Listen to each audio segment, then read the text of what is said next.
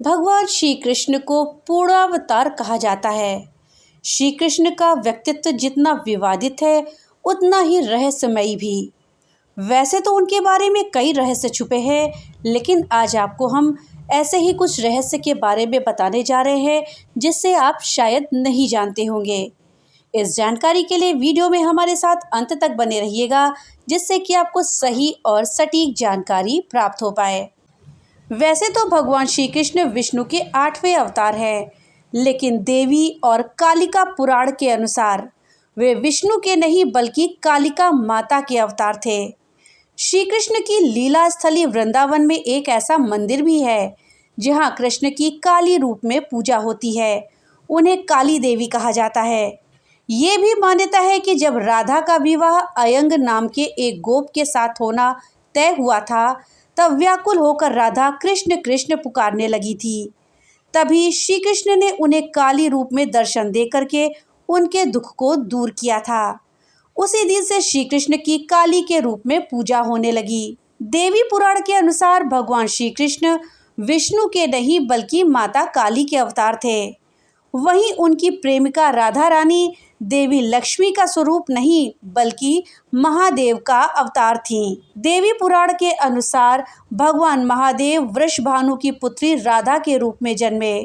साथ ही श्री कृष्ण की 8 पटरानियां रुक्मणी, सत्यभामा आदि भी महादेव का ही अंश थी। पार्वती की जया विजया नाम की सखियां श्रीदाम और वसुदाम नामक गोप के रूप में अवतरित हुए। देवी पुराण के अनुसार भगवान विष्णु ने बलराम तथा अर्जुन के रूप में अवतार लिया। पांडव जब वनवास के दौरान कामाख्या शक्तिपीठ पहुँचे तो वहां उन्होंने घोर तप किया। इससे प्रसन्न होकर के माता प्रकट हुई और उन्होंने पांडवों से कहा कि मैं श्री कृष्ण के रूप में तुम्हारी सहायता करूंगी और कौरवों का विनाश करूंगी। इसके अलावा श्री कृष्ण की माँ काली बनने की एक कथा भी प्रचलित है। माना जाता है कि एक बार राधा रानी को उनके माता पिता से बचाने के लिए श्री कृष्ण ने माँ काली का रूप धारण किया था। कथा के अनुसार एक बार श्री कृष्ण और राधा रानी यमुना के तट पर रास रचा रहे थे और वहां पर अन्य गोपियां भी मौजूद थी और रास का आनंद उठा रही थीं। रोजाना ही श्री राधा रानी गोपियों समेत भोर में ही रास रचाने और कन्हैया से मिलने आ जाती थी और फिर सूर्योदय की पहली बेला में वापस लौट जाती थी। ऐसा इसलिए ताकि कृष्ण और राधा रानी अपनी लीला भी रचा सके और समस्त ब्रजवासियों के समक्ष मर्यादा का भी उदाहरण कायम रहे। एक दिन रास में श्री राधा रानी श्री कृष्ण को देखकर इस तरह मोहित हो गई कि समय का पता ही नहीं लगा और यमुना किनारे धीरे धीरे लोग पानी भरने आने लगे। अन्य किसी का तो ध्यान नहीं गया, लेकिन ऐसा कहा जाता है कि श्री राधा रानी के पति, उनके ससुर और उनकी ननद ने उन्हें श्री कृष्ण के साथ देख लिया। श्री कृष्ण के साथ रास रचाते देख उनके ससुराल वाले दौड़े दौड़े राधा रानी के माता पिता और नंद बाबा और यशोदा मैया के पास पहुँचे। वहाँ एक गोपी मौजूद थी जिसने सारी बातें सुनी और राधा रानी को जाकर के फौरन बता दी, जिसके बाद राधा रानी ने कृष्ण से सहायता मांगी। तब श्री कृष्ण ने राधा रानी को बचाने के लिए माँ काली का रूप धारण कर लिया और राधा रानी के समक्ष प्रकट हो गए।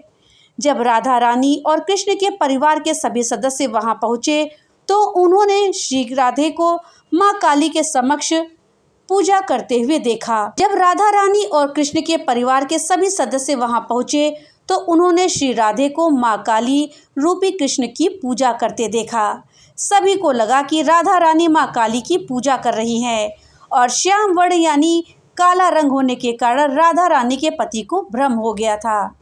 तो दोस्तों, ये था श्री कृष्ण के माँ काली रूप का रहस्य। अब आइए जानते हैं श्री कृष्ण के दूसरे रहस्य के बारे में। वीडियो में आगे बढ़ने से पहले आपसे एक छोटी सी रिक्वेस्ट है कि अगर अभी तक आपने वीडियो को लाइक नहीं किया है तो कृपया वीडियो को लाइक कर दें और ज़्यादा से ज़्यादा शेयर करें, जिससे कि ये जानकारी अधिकतर लोगों तक पहुंच पाए।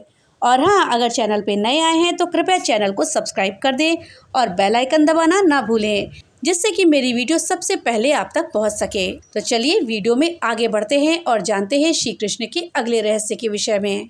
दोस्तों, भगवान श्री कृष्ण की परदादी मारिशा और सौतेली माँ रोहिणी दोनों ही नाग जनजाति की थी। भगवान श्री कृष्ण की माता का नाम देवकी था। भगवान श्री कृष्ण से जेल में बदली गई यशोदा पुत्री का नाम एकांशा था, जो आज विंध्यवासिनी देवी के नाम से पूजी जाती हैं। श्रीमद् भागवत में इन्हें नंदजा देवी कहा गया है, इसलिए उनका एक अन्य नाम कृष्णानुजा भी है। इसका अर्थ यह है कि वे भगवान श्री कृष्ण की बहन थी। इस बहन ने श्री कृष्ण की जीवन भर रक्षा की थी। इन्हें ही योग माया कहते हैं। गर्ग पुराण के अनुसार भगवान श्री कृष्ण की माँ देवकी के 7वें गर्भ को योग माया ने ही बदलकर रोहिणी के गर्भ में पहुंचाया था, जिससे बलराम का जन्म हुआ। बाद में योग माया ने यशोदा के गर्भ से जन्म लिया था। इन्हीं योग माया ने कृष्ण के साथ योग विद्या और महाविद्या बनकर कंस, चाणूर और मुष्टिक आदि शक्तिशाली असुरों का संहार किया, जो कंस के प्रमुख मल्ल माने जाते थे। श्रीमद् भागवत पुराण में देवी योग माया को ही विंध्यवासिनी कहा गया है, जबकि शिव पुराण में उन्हें सती का अंश बताया गया है। भगवान श्री कृष्ण का तीसरा रहस्य इस प्रकार से है। भगवान कृष्ण की मांसपेशियां बहुत ही कोमल थी, परंतु युद्ध के समय उसे वो बहुत ही कठोर और विस्तृत कर लेते थे। इसलिए सामान्यतः लड़कियों के सामने दिखने वाला उनका लावण्यमय शरीर युद्ध के समक्ष अत्यंत ही कठोर दिखाई पड़ता था। शरीर की यह विशेषता कर्ण और द्रौपदी के शरीर में भी थी। इस तरह प्रचलित जनश्रुति के अनुसार माना जाता है कि उनके शरीर से मादक गंध निकलती रहती थी। इस गंध को वो अपने गुप्त अभियानों को छुपाने का उपक्रम करते थे। यही खूबी द्रौपदी में भी थी। माना जाता है कि श्री कृष्ण के शरीर से निकलने वाली गंध गोपिका चंदन और कुछ कुछ रात रानी की सुगंध से मिलती जुलती थी। श्री कृष्ण का चौथा रहस्य क्या है, चलिए जानते हैं। भगवान श्री कृष्ण को कलारी पट्टू का प्रथम आचार्य माना जाता है।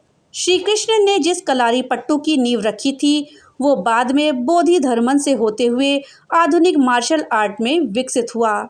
इस आर्ट का विकास ब्रिज के क्षेत्र के वनों में किया गया था। इसी कारण श्री कृष्ण की नारायणी सेना भारत की सबसे भयंकर प्रहारक सेना बन गई थी। इस सेना ने कौरवों की ओर से लड़ाई लड़ी थी। डांडिया रास का आरंभ भी श्री कृष्ण ने ही किया था। दोस्तों, आजकल नवरात्रि में इस डांडिया नृत्य की खूब धूम रहती है। बिना डांडिया के नवरात्रि अधूरा सा लगता है। श्री कृष्ण का पांचवा रहस्य क्या है, चलिए जानते हैं। भगवान श्री कृष्ण का जन्म मथुरा में हुआ था। उनका बचपन गोकुल, वृंदावन, नंदगांव, बरसाना आदि जगहों में बीता था। द्वारिका को उन्होंने अपना निवास स्थान बनाया और सोमनाथ के पास प्रसिद्ध स्थित प्रभास क्षेत्र में उन्होंने देह छोड़ दी। एक दिन वे इसी प्रभास क्षेत्र के वन में एक पीपल के वृक्ष के नीचे योग निद्रा में लेटे थे। तभी जरा नाम के एक बहेलिये ने भूलवश उन्हें हिरण समझकर विषयुक्त बाण चला दिया, जो उनके पैर के तलवे में जाकर लग गया और भगवान श्री कृष्ण ने इसी को बहाना बनाकर देह त्याग दी। यह जरा नामक भील अपने पिछले जन्म में सुग्रीव का भाई बाली था, जिसे प्रभु श्री राम ने छुपकर मारा था। उसी का बदला इस जन्म में निकला था। जनश्रुति के अनुसार भगवान श्री कृष्ण ने जब देह का त्याग किया, तब उनकी देह के केश ना तो श्वेत थे और न ही उनके शरीर पर किसी भी प्रकार की झुर्री पड़ी थी, अर्थात वे 119 वर्ष की उम्र में भी युवा के जैसे ही दिखते थे। तो दोस्तों, ये थी जानकारी श्री कृष्ण जी के कुछ रहस्यों के विषय में। जानकारी आपको कैसी लगी हमें कमेंट बॉक्स में लिख करके जरूर बताइएगा। तो मिलते हैं अगली नई वीडियो के साथ, तब तक के लिए राधे राधे।